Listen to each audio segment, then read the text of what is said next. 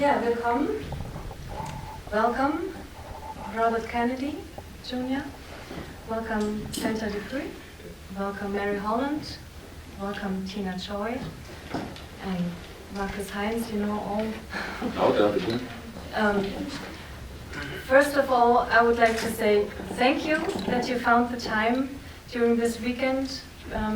You have been invited by the European chapter of Children's Health Defense.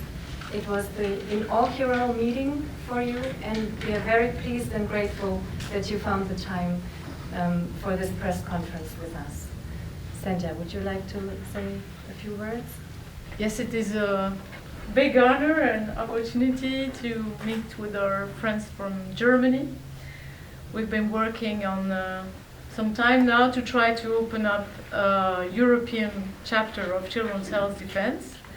And because we feel that what is happening now is really becoming an international agenda that needs to have an international response, and so wanted to really to unite initiatives in Europe.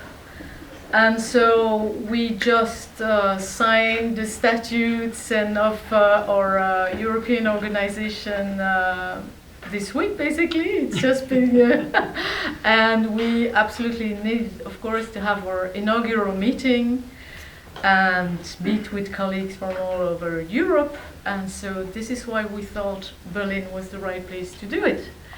And there, it all kind of, came into place that the people from Querdenken and the protest and were also, of course, very eager to have some words from our chairman, Bobby Kennedy. So, please. Thank you, everybody, for being here. I'm very, very impressed with the number of cameras in this room. I think this is more cameras and reporters than I've seen in 15 years of doing this work. And one of the most, I think, alarming features of this rise of medical totalitarianism, of digital totalitarianism, has been the capacity of the pharmaceutical cartels and for the big digital companies to control the flow of information. And that's something that I think grassroots groups that challenge official orthodoxies are running across this information age tyranny everywhere that we go. My father and my uncle strongly believed that democracy can only survive if we have the free flow of information. And at that time, we had more limited international and national vehicles. We had 3 television networks in the United States and 1 public information network, and we had many, many radio shows. But the battle, my uncles recognized Radio Free Europe and the USIA, the United States Information Agency. They funded and created that because they knew that the only way to challenge totalitarianism behind the Iron Curtain was by getting accurate information to the people of those nations. And today, the public square information is controlled by a few large companies that are headquartered in Silicon Valley in the United States. Those companies have very, very strong alliances with the pharmaceutical companies. Google, which actively censors information of the kind that we're trying to get out, is a vaccine company. Google makes vaccines. Its subsidiaries and its sister corporations that are part of Verily and Alphabet are making flu vaccines, are making COVID vaccines, and they are actively, Google and Facebook and the others are actively censoring information, not only critical information of the vaccine industry, information about corruption among health regulatory officials, and information about other alternatives that compete with the pharmaceutical paradigm. Google actively censors information about chiropractors, about holistic health, about functional medicine, about integrative medicine, about drugs like hydroxychloroquine, which are for which the patents have expired.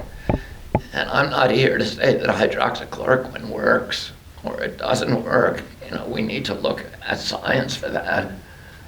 What we do know is that the science is being suppressed and the science is being fixed.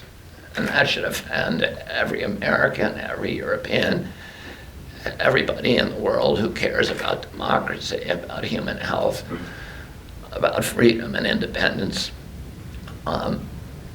There was a big battle at the beginning of American history between some of our greatest leaders, Madison and Adams on the one side and Jefferson on the other. And Madison and Adams believed that only people who owned land should be able to vote, property owners. And Jefferson said, no, everybody should get the vote. By everybody, he meant all white men, but everybody. And Madison and Adams were not anti-democratic and they were not snobs. They understood that only people who owned property were educated. And they believed that if democracy were handed over, that the vote, the franchise was given to people who did not have education, that they would easily be seduced by demagogues, that they would be bribed and blackmailed by corporations, and that they would be talked into ruling, and they would be frightened by unscrupulous politicians and authoritarian elements, and that fear would cause them to voluntarily relinquish the Bill of Rights that the American revolutionists had shed their blood to make into a constitution. And Jefferson agreed with them. And he said, you're right, an uneducated public will quickly give away democracy. He said the remedy for that is not to deprive the public of its right to vote, but rather to forcibly educate them. And so the United States, the first 13 colonies, were the first nations in the world to have mandatory public education. And on Jefferson's gravestone, it does not say author of the Declaration of Independence. It says founder of the University of Virginia, because he understood that an educated, informed public was the only thing that holds democracy together. And today, the public square, the area that we all get our education from, is controlled by a few billionaires from Silicon Valley. And people say, well, who's behind? I don't know whether the pandemic was planned. I don't have the information. Whether it was deliberate or whether it was an accident, or whether it was just a wild virus that escaped. What I do know, and what should be obvious to every single person, is that it has become an instrument of convenience or authoritarian elements who are using it to generate fear and clamp down to justify the clamping down of authoritarian controls all over our society. And the question is, who's behind it? And the answer to that question is always the same. Quo bono? Who's benefiting? Who is benefiting? Who is getting richer while the middle class in our nations is being obliterated? It's Bill Gates, it's Mark Zuckerberg, it is the people who own Google, and all of these companies are part of not only propagating and promoting and the quarantine, the lockdown that is making them rich, they're also censoring criticism of those policies actively and censoring questions that public legitimate questions, rational, calm, legitimate questions that the public wants to ask about the relationships between the regulatory agencies and the pharmaceutical companies, and about the policies, the wearing of masks, of which there's a legitimate question. We don't take a position on the wearing of masks, but we do publish the science. And I can tell you that the science is not unambiguous. We've looked at hundreds of studies, including 3 large meta-reviews, and they all indicate that masks don't work. There are studies that say they may work, and we don't take a position on it. But people ought to be able to talk about those things. People ought to be able to question them. People ought to be able to write about the contrary science. We ought to be able to debate about hydrochloroquine. We ought to have these debates about the lockdown, the quarantine. Nobody's asking critical questions. Is the quarantine going to kill more people than the COVID? Yes. Why has that question never been asked? We have very good studies from the 1980s in the United States that show that unemployment kills people. Every 1 point in unemployment, in 1982, there's a very, very solid study that has been cited hundreds of times in the literature, peer-reviewed study, that shows that every 1 point of unemployment kills 37,000 people. And this was in 82, when our population was 43% less. So you need to almost double that. So every point in unemployment kills 60,000 people. And it went through, how did they die? Well, at that time, 9,000 of them were dying from heart attacks. 900 were dying from suicide. You can read the study, which is posted on my website, and it tells how all those people are dying. In addition to that, there's 4,000 extra imprisonments, 3,300 extra admissions to mental institutions. And we're seeing today that we could be driving unemployment rates up to 20 or 30%, 20 extra points, 30 extra points. You're talking about millions of people dead from those causes. In addition to that, we have something they didn't have in the 1980s, which are these profound and deliberate injuries to the supply chains for foods and medicines. Those are going to kill people. Isolation kills people. In England, in 5 weeks in April and May, there were 30,000 extra deaths in senior centers, in nursing homes. But only 10,000 of those were from COVID. 20,000 were from isolation. Elderly people who didn't see their doctor for hypertension, for kidney dialysis, or aches and pains that turned into something lethal for them. People senior citizens, whose families couldn't visit them, and so they were being abused by healthcare workers. They weren't getting the kind of care that they needed. According to the World Health Organization, 2 months of quarantine will add 6.3 million cases of tuberculosis and 1.5 million people dead from tuberculosis. That's more people than will die from COVID.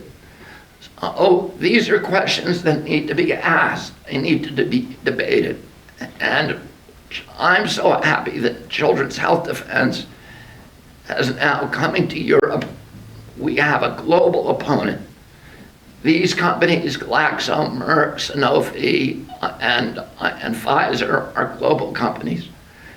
They have made a concerted effort to subvert democracy in every nation of Europe and every nation around the world, and they own our political leaders. And we need a global institution that can challenge them. And for that reason, we are now spreading the influence and the networking from Children's Health Defense to Europe as well. And we're very proud of all of our new members in Europe, and we're very proud to launch this new organization, Children's Health Defense Europe, today. Thank you.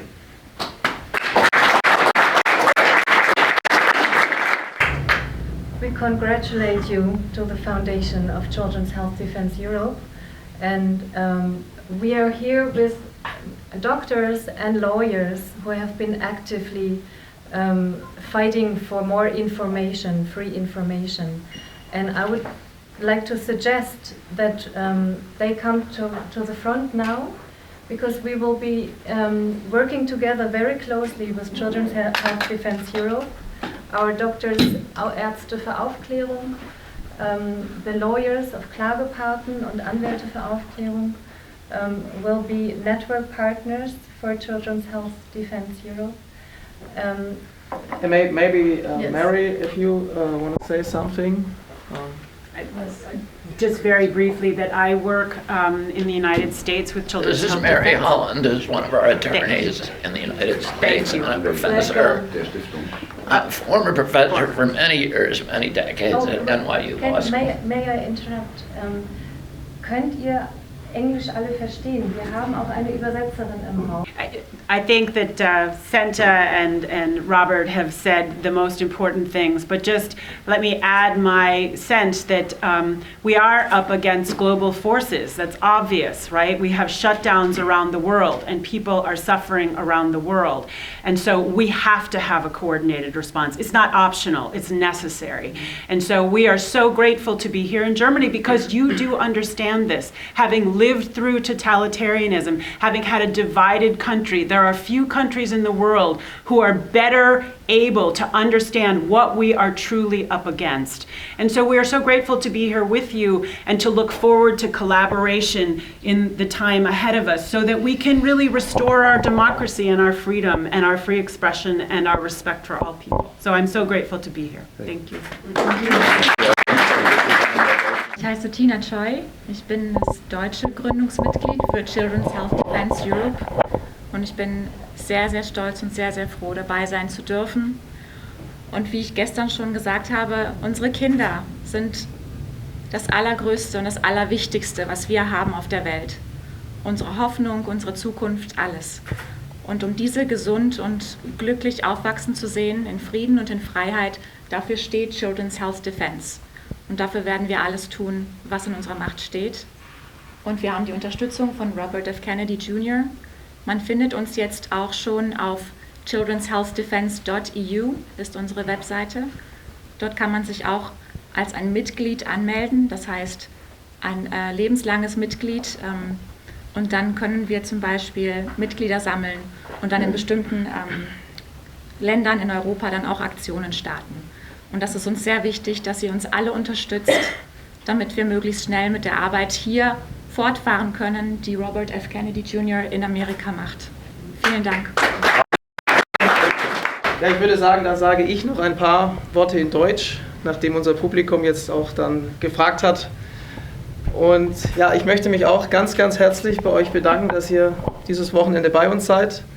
Es ist ein sehr, sehr starkes Signal, dass wir jetzt Children's Health Defense auch in Europa haben.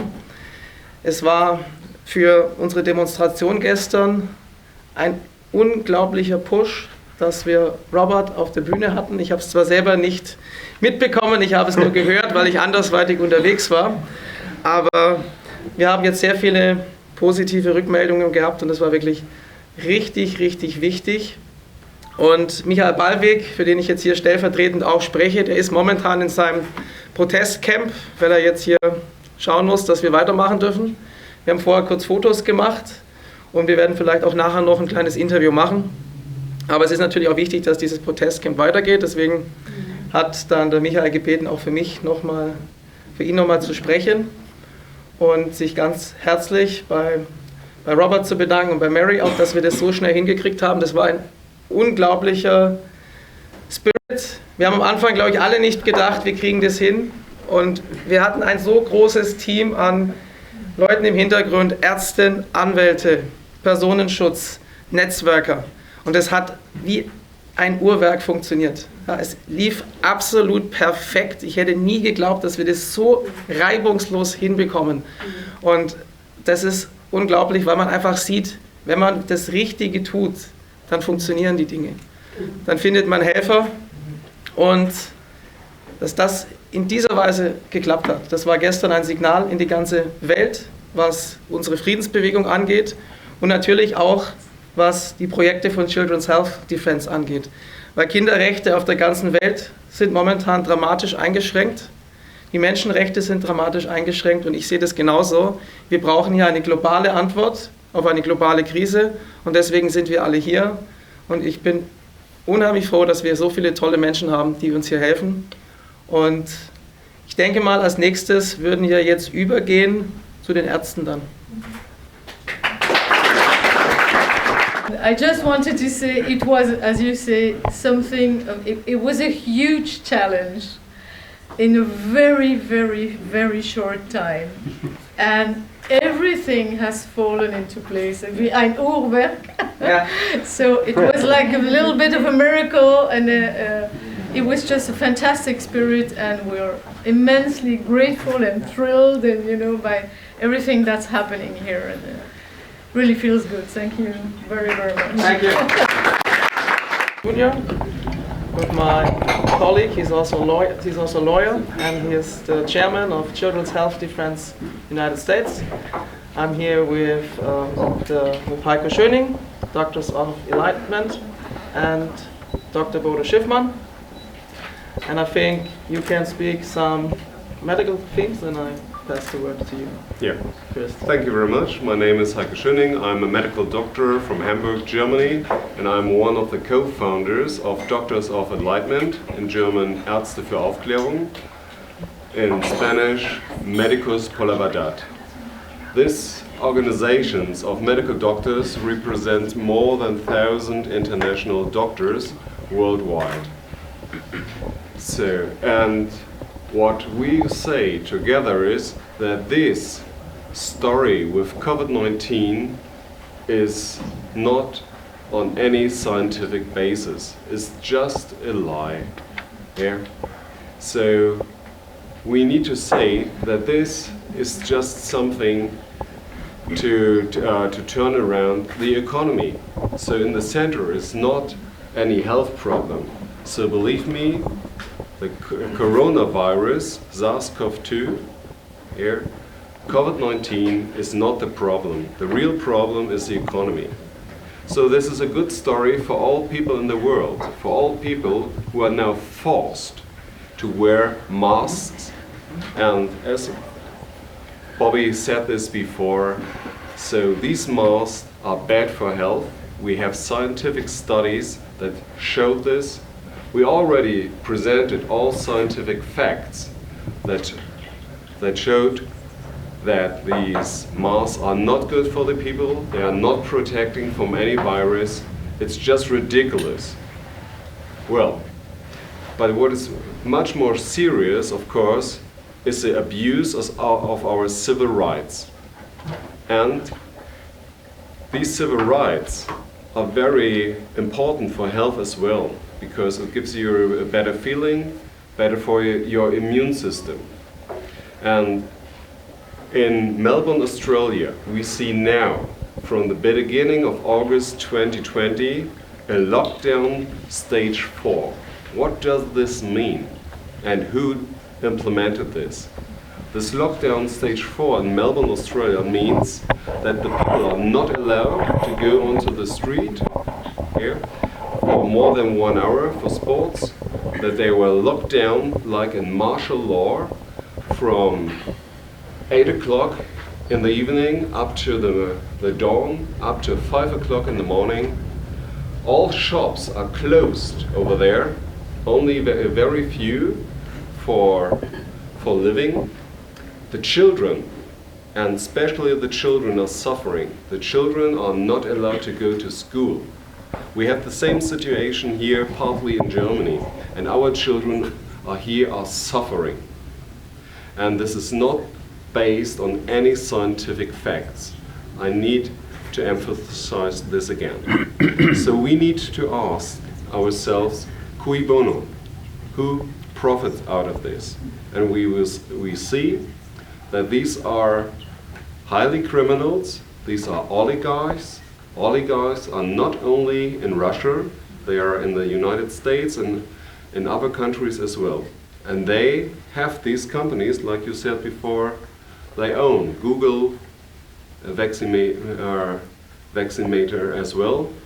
And I just want to point the thing on the company Emergent Biosolutions, former name Bioport. We had this story that we have a deadly virus or bacteria. We had this story before. It was the same pattern. And I just would like to remind you just shortly. In 2001, we have this anthrax attack with this anthrax panic. And it's very similar to the corona panic as well. And guess what? The same people behind the same company, Emergent Biosolution now, they made the big money out of this. Yeah? And today in Germany, the Minister of Health bought 300 million doses of vaccines against COVID-19 from the company AstraZeneca. But guess who is producing this? It's an American company, and same again, it's Emergent Biosolutions, yeah? Former name Bioport. So we have a criminal line, and we need to investigate this, and we need to charge these organized crime. It's nothing else. We have no health problem. Yeah, all data show this. We have a problem with organized crime, and in the center is the economy. Thank you very much indeed. Second, I just received the message that on the Siegessäule there is a lot of violence by the police, so I have to check this. I pass the word to Bodo, and I come back when we fix this. Okay, thank you for the invitation. I'm very honored to be on the side of Mr. Kennedy in this fight against the crime of the century.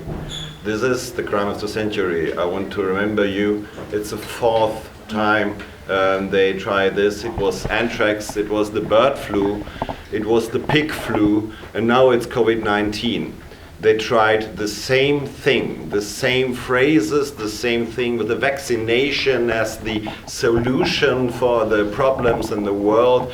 And the only thing behind it, everyone knows right now, right here on the channels, we have to tell the truth. There is no danger for the people. The thing is, it's like the people believe in this mask because they think they can get back control, and they are frightened to death. And this is the way also Goebbels said, you mentioned it in your speech yesterday, Goebbels said you don't need fascism or socialism. The only thing you need to control the public is fear. But right now we are very, very much people who have recognized that there is a problem. We are censored. I feel by myself, to introduce myself, my name is Bodo Schiffmann. I'm just an ORL doctor, and I make YouTube videos. And I started making YouTube videos and got a lot of information because I had another view on the curves and on the numbers of the deaths and of the ill people, and I said there is no need to worry. The very startling thing on this is that they are not lying. You can read these scripts for this pandemic on the side of the Bundestag. You can read it on the World Health Organization, the scenario 201, and how to treat the COVID-19 disease and something like this. You find a totally script like for a movie. And they are not lying about the numbers. You can get the numbers from the Robert Koch Institute or wherever you like to. The numbers are correct, but the people, they are not listening. The only thing they are listening to is the mainstream media. And the other side, we are the dark side of the mainstream media. We are the alternative facts, as Donald Trump would say. So when you have a look at them, you won't find them. Right now in the press, there is they speak about Yesterday it's about 38,000 or 50,000 people on the street. The only thing mentioned is the problems at the Reichstag, where a few people go to the stairway of the Reichstag. And there is no word about this friendly revolution thing in the streets, and nobody talks about this. We are right now, and it's hard to say this, in a totalism, fascistoid state in Germany. They're controlling the media, they censor our meaning, they're not hearing the opposite side. And I'm very, very... The thing why I do this is because I have two childs. One in the age of 9 years, one is 14. I don't want them to grow up like this, and they are not wearing masks. I am not wearing masks too. And I strongly believe in God and in Christ, and I think it's a chance. It's a chance for all people, for all religions to get together across borders, and also the Muslim people or the Jewish people and everyone. Now we are all in the same boat, and we all have to fight against this, I think, diabolic side of the people Heiko mentioned before and Mr. Kennedy mentioned before. Thank you very much. Mr. Kennedy, you as an expert, you know about the Georgian Guidestones. The Georgian Guidestones in Alberton, there is a monument saying we want to have only 500 million people. So do you think that this could be the plan to reduce the population down to 500 million? I don't know. But you know this statute? No. No, but I know that there are many people who believe that there is a population control agenda behind this. I have no idea. I don't know what's happening. I don't have the information to be able to connect those dots. Okay, thank you. Mr. Kennedy, I represent a Dutch group of resistance, Virus Waarheid, which is Virus Truth. We're doing lawsuits against the state because the only two things we want is the information behind the measures, which should be kept secret, and we want them to respect the Constitution. It would be very helpful for us if you could be taking a picture with these two guys who are in the front line for support. Happy to. Yeah, thank you very much. We will do that afterwards. Okay, thank you. Thank you. Charlie? Hi, thanks, Charlie. I just have a question from Frank Rusik. He's from the Netherlands as well, and he asked me to ask you, what do you think is the biggest scandal that is not being openly admitted in the vaccine industry, so that people need to know about, but people generally don't know about? What would you say is the biggest misconduct or biggest scandal? It's hard to choose one. We have Larry from Corvella here, who is part of an Italian group that has actually done chemical analysis of all of the principal vaccines and found them highly contaminated with nanoparticles, but also with a variety of metals. Not just the metal adjuvants that they admit are in the vaccine, but colloidal metal particles, glass particles, amphetamines, all kinds of organic chemicals, and she's found them in every vaccine. And in fact, many of the vaccines completely lacked any antigens. The antigen is the viral particle that gives you immunity.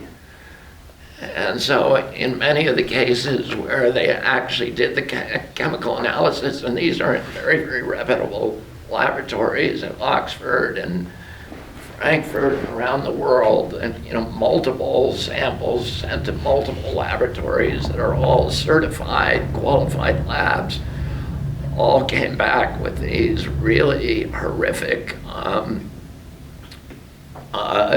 results, analysis, that show that many of these vaccines are just pure poison with nothing good in them.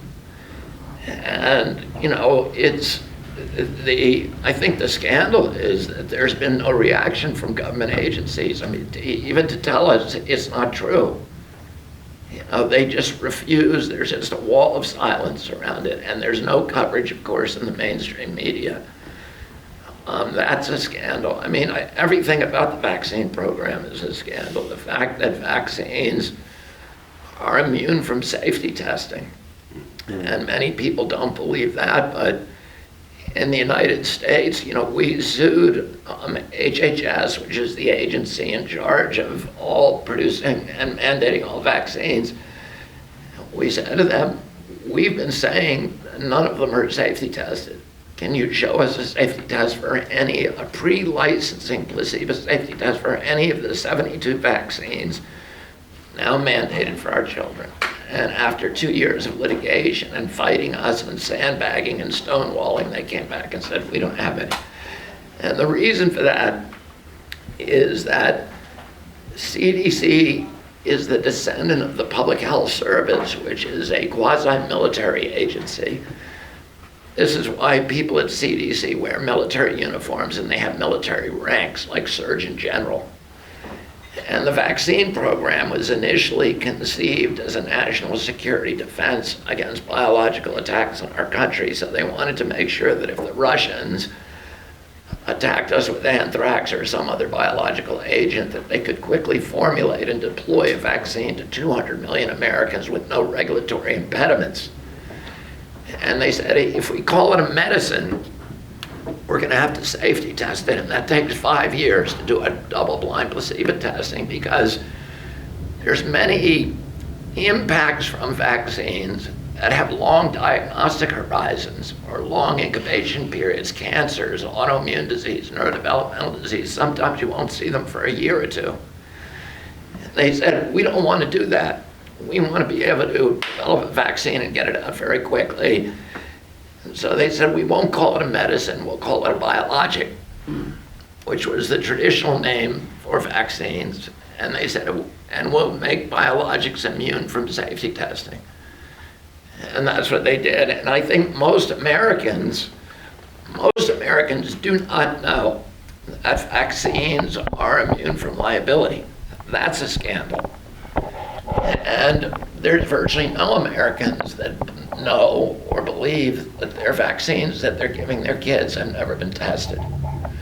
But let me tell you the worst scandal. Read the ingredient list for any vaccine. That's a scandal. Read the side effects that are on the manufacturer's insert for any vaccine. That also is a scandal. Oh, I could go on with the scandals all day. Do you see any way out? Because you described initially a systemic issue linked to global digital media and corporations and on all levels. So it seems so powerful as a situation and so systematic as a problem that I don't see any solution for now. Do you think anybody has one? I think what I see here is a solution. You know, I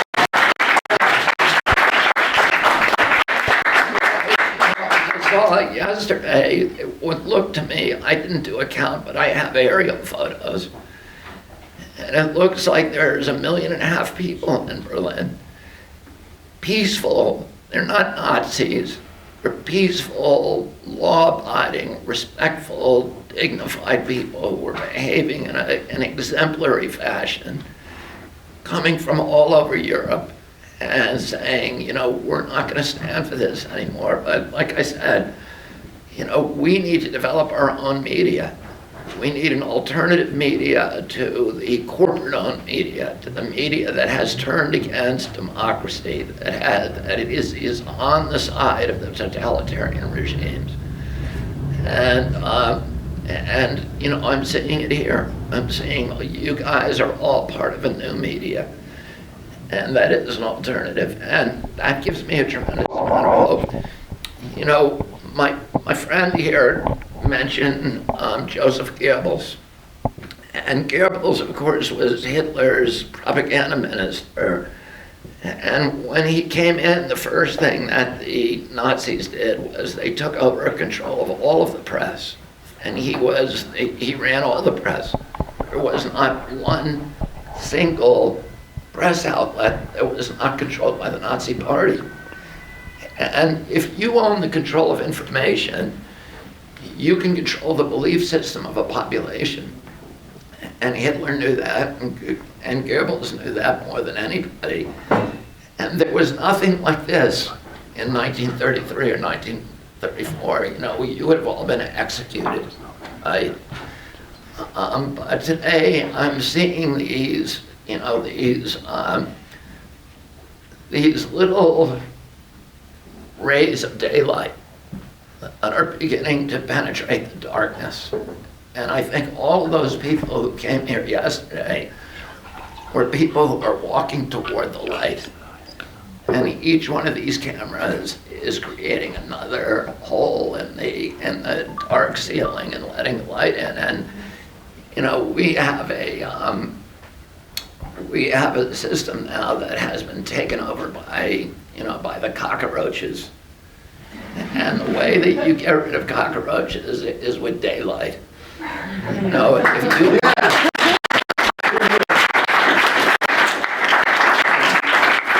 as soon as people understand what they're doing, there's outrage, there's indignation, there's revolution. And if the great majority of people out there who believe in all of the orthodoxy, the only reason they believe in it is because they don't have the information. If we can get them the information, that's why I haven't been allowed to talk about this in the United States for 15 years. The minute they let me on TV to talk about this, they're through. Because the fraud is so, they have built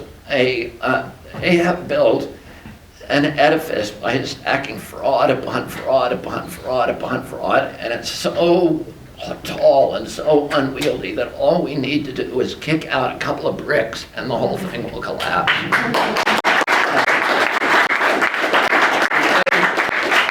The way that we do that is with the daylight, is with information, and so all of you are part of this revolution. You're the most critical aspect of it because you can get the truth out to our community.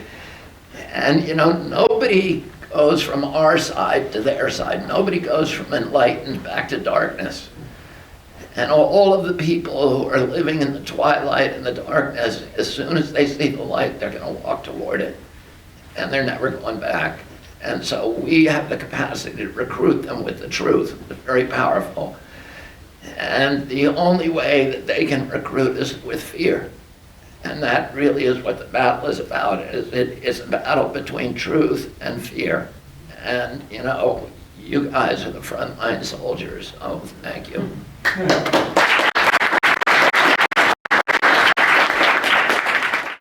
Es ist ein Kampf zwischen der Wahrheit und den Lügen.